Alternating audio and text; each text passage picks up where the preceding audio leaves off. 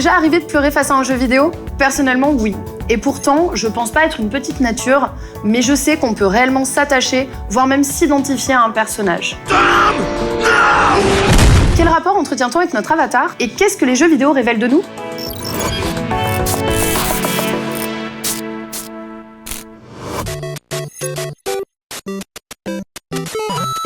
On est sur Mario Bros, Ouais. un jeu qu'on ne présente plus, qui a été imaginé par Miyamoto en 1983. Pour moi, on est dans une pure narration sensorielle. J'ai envie de dire que si je demandais à quelqu'un de raconter Mario, on a l'impression que ou il est psychotique ou il raconte un rêve. Je saute sur des doubles champignons qui me permettent de sauter encore plus haut, qui me permet d'atteindre un trou, qui va me permettre d'atteindre l'étoile. Au fond, on est dans quelque chose qui est quasiment délirant. Et c'est peut-être d'ailleurs une des choses qui m'intéresse le plus, c'est à quel point le jeu vidéo ressemble à l'expérience du rêve. C'est un personnage qui est assez simple, on va dire. Il est aussi bien simple que presque simplé. On ne se pose pas vraiment de questions de savoir qui est son père, qui est sa mère, hein, de quelle ville vient-il. Bon, l'avatar est une sorte de coquille vide. C'est pas comme au cinéma, c'est-à-dire j'ai les traits de tel ou tel personnage, je m'identifie. L'avatar, c'est ce qu'on appelle une identification primaire, c'est-à-dire je suis l'avatar. Donc c'est vrai que la simplicité de l'avatar, due à ces pixels qui sont bien gros, n'empêche pas l'expérience du jeu. Et l'expérience du jeu, dans le processus d'identification à son avatar, n'est pas uniquement liée, paradoxalement, à la précision des traits de son visage et de ses émotions. Alors je suis presque intimidé, parce que d'habitude on me regarde rarement jouer. Pour moi, ça ressemble presque à une intimité. Ouais, c'est quelque chose de personnel, je vois. Voilà. Ça se passe bien. J'aime bien. Je trouve ça pas mal de tomber dans le précipice dans le trou. pour voir ce que ça donne. Mario, il suffit d'y passer 10 heures, 20 heures ou 30 heures. Il y a un moment ou un autre, on devient hyper attaché à son avatar parce qu'on a passé beaucoup de temps avec lui. On a énormément perdu avec lui.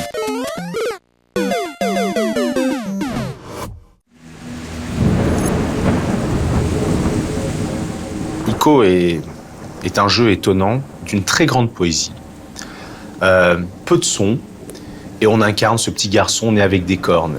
Et c'est vrai que c'est un jeu que j'ai utilisé pendant 1 an avec des enfants, et chaque enfant, selon leur histoire, s'est complètement identifié à Ico.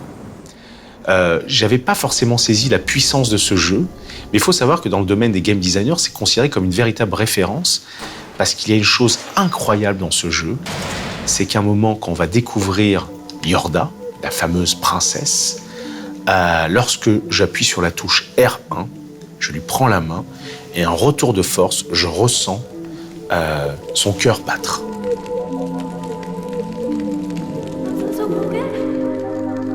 On le ressent ou pas, le cœur, là? Là, on le là, ressent. ça y est, ouais.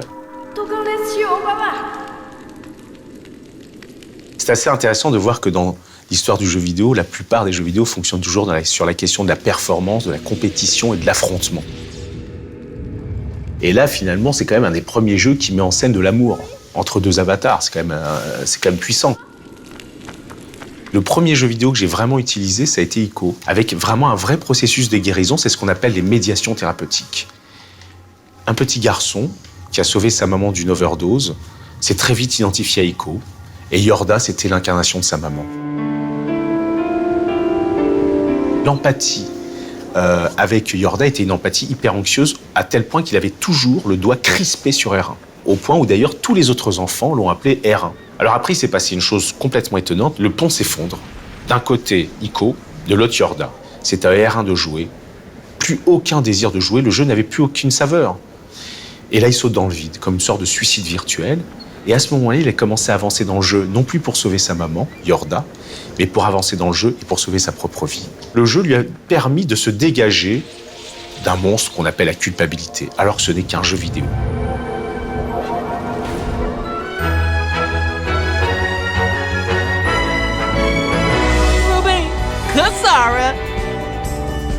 Vous parliez d'avatar métaphorique.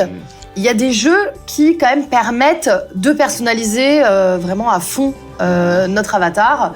C'est le cas notamment des Sims 4. Totalement. De plus en plus, d'ailleurs, c'est très impressionnant. On pourrait se dire qu'à l'inverse de l'avatar métaphorique, on est dans un avatar hyper réaliste. Donc c'est pour ça que j'ai presque envie de dire que montre-moi ton avatar, je saurai qui tu es. Ah oui. Ah oui, en effet. Et alors, parce qu'en même temps, je la trouve étonnamment un peu classique. Je sais pas, c'est bizarre de faire une analyse de soi-même. Est-ce qu'on a ce besoin nécessairement que le personnage nous ressemble dans les jeux ? J'ai pu repérer 2 grands types de joueurs, ceux comme vous. L'avatar me ressemble, un peu idéalisé, mais pas plus que ça quand même. Bon, je suis assez réaliste. Mais par contre, je vais pouvoir m'autoriser à faire des choses que j'ose pas faire dans la vraie vie. Et puis l'autre grand type de joueur, je vais faire un avatar qui n'a rien à voir avec moi. Mais par contre, dans les actions, dans ce que je suis, je vais à peu près faire la même chose que ce que je fais réellement. Et donc c'est là où on pourrait se dire, à nouveau, dis-moi comment tu t'incarnes et ce que tu vas faire dans le jeu, et j'en saurai plus sur toi. Weaver. Trangella. Grenoy Bars. C'est vrai que je sais pas quel type de caractère vous lui avez donné à votre avatar. Voilà, alors je lui ai mis. Mon personnage, je lui ai mis bienveillante, joyeuse, soignée et très famille. Ah d'accord. Voilà. Bon. Qui sont à peu près des traits...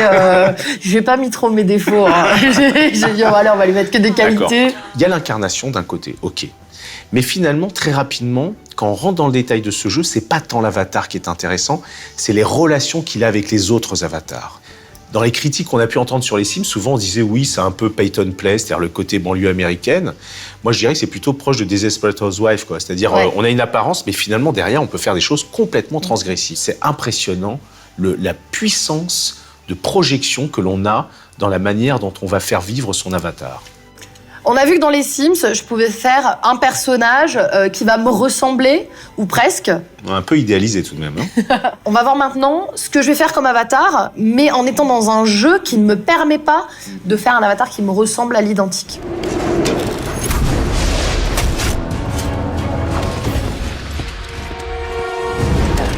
Tezo, Ouais. c'est un MMORPG, donc un jeu qui est plutôt massivement multijoueur, où on va être plongé dans un univers heroic fantasy. Et là, justement, on est dans la création de personnages.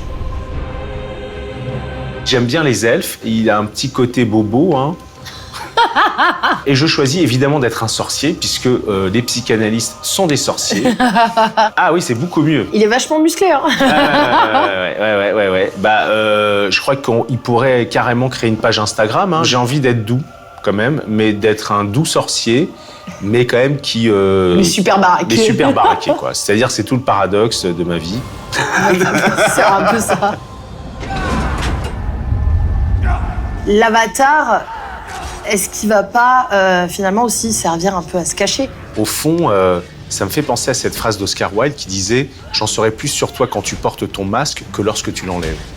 Et c'est ça qui est très intéressant, c'est comme un bal masqué, surtout dans les MMO, je peux incarner ce personnage que d'habitude je n'arrive pas à être dans la vraie vie. Je suis inhibé, je vais incarner un troll et je vais taper très fort.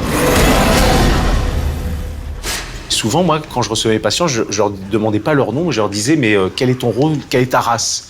Je suis un mort-vivant healer.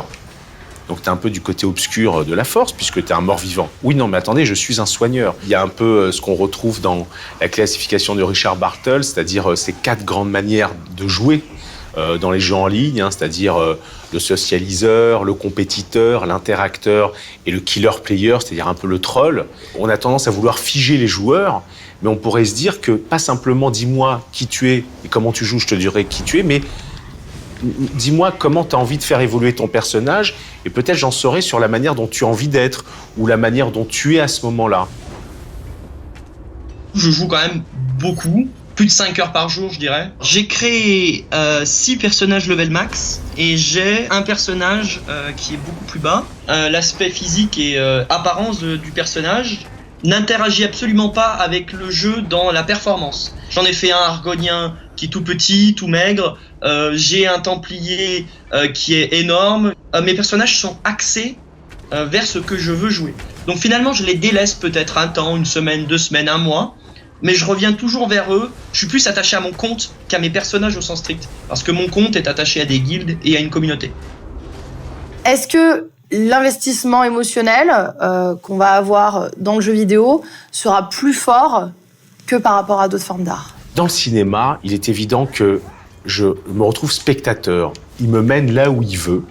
Et d'une certaine manière, on se rend compte que les sentiments, les émotions vont être évidemment plus fortes. Par contre, il y a quelque chose dans le jeu vidéo que ne possède pas le cinéma, c'est la durée. Le fait d'accompagner son avatar sur autant de temps, parfois 40 heures, parfois plusieurs mois, voire plusieurs années, va faire que l'attachement affectif et émotionnel va être incroyablement puissant sur certains MMO. On a pu voir des drames absolus quand tout d'un coup un compte a été hacké sur certains MMO et la personne tombe carrément en dépression. C'est comme si on lui avait volé son identité. Vous ne vous échapperez jamais de mon royaume. D'accord. Oula, il attaque lui. Oh, le méchant. Ce qui va favoriser, d'après moi, la puissance de cette identification, c'est finalement la rencontre entre son histoire personnelle et l'histoire du jeu. Et tout mon travail sur l'utilisation des jeux vidéo en psychothérapie m'a montré à quel point les monstres contre lesquels on se bat, ce sont presque des monstres intérieurs. Et finalement, le fait de pouvoir les affronter, d'une certaine manière, va me permettre de m'en dégager. C'est très étrange.